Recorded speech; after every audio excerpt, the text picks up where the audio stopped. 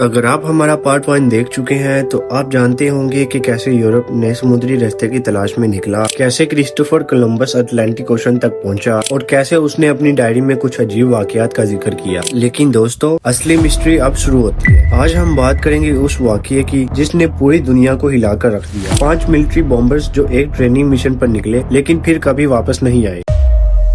5 دسمبر 1945 امریکہ کی نیوی کے 5 TBM Avenger bombers Florida سے ایک روٹین ٹریننگ مشن کے لیے اڑے تو مشن کا نام تھا فلائٹ 19۔ ہر ایئر کرافٹ میں ایکسپیرینس کرو موجود تھا، کسی کو اندازہ بھی نہیں تھا کہ یہ ان کا آخری مشن ثابت ہوگا۔ ٹیک آف کے بعد سب کچھ نارمل تھا، ایئر کرافٹ اپنے روٹ پر چل رہے تھے، لیکن کچھ دیر بعد ریڈیو پر ایک پریشان آواز سنائی۔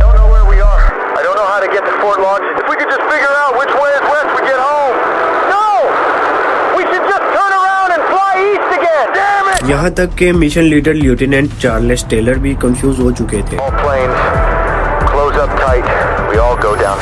بیس سے انہیں بار بار ڈائریکشن دی گئی، لیکن ہر گزرتے منٹ کے ساتھ ریڈیو سگنلز کمزور ہوتے گئے۔ پھر اچانک ریڈیو خاموش ہو گیا۔ فلائٹ 19 کے 5 ایئر کرافٹ اور ان میں موجود 14 کریو ممبر ہمیشہ کے لیے غائب ہو گئے۔ جب فلائٹ 19 سے کانٹیکٹ ٹوٹ گیا تو اس نیوی نے فوراً ایک ریسکیو ایئر کرافٹ PBM مارینر بھیجا، لیکن حیرت کی بات یہ ہے کہ ریسکیو مشن خود ایک مسٹری بن گیا۔ ٹیک آف کے کچھ ہی دیر بعد PBM مارینر بھی ریڈار سے غائب ہو گیا اور اس ایئر کرافٹ میں موجود 13 لوگ بھی کبھی واپس نہیں آئے۔ ایک ہی دن میں 6 ایئر کرافٹ، 27 لوگ اور کوئی نشان تک نہیں۔ لیکن برموڈا ٹرائنگل کی مسٹری صرف ایئر کرافٹ تک سیمت نہیں ہے۔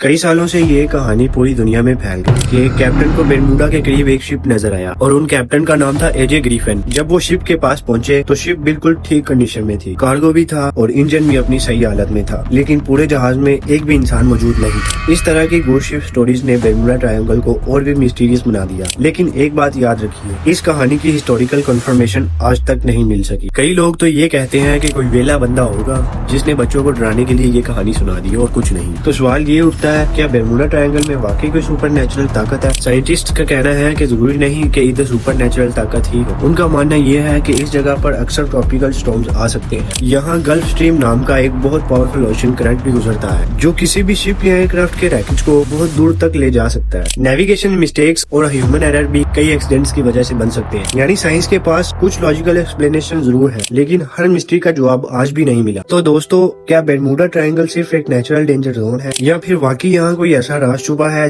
جسے انسان آج تک سمجھ نہیں سکا؟ اس سوال کا جواب شاید آج بھی اٹلانٹک اوشن کی گہرائیوں میں چھپا ہوا ہے۔ اگر آپ کو یہ ڈاکیومنٹری پسند آئی ہو تو ویڈیو کو لائک کریں، چینل کو سبسکرائب کریں اور بیل آئیکن کو ضرور دبائیں۔ تو ہو سکتا ہے کہ پارٹ 3 میں ہم برموڈا ٹرائنگل کی تھیوری اور ان ایکسپلینڈ انسیڈنٹس کو ایکسپلور کریں گے۔ تو میں ملوں گا آپ سے اگلے ایپیسوڈ میں، تب تک کے لیے خدا حافظ۔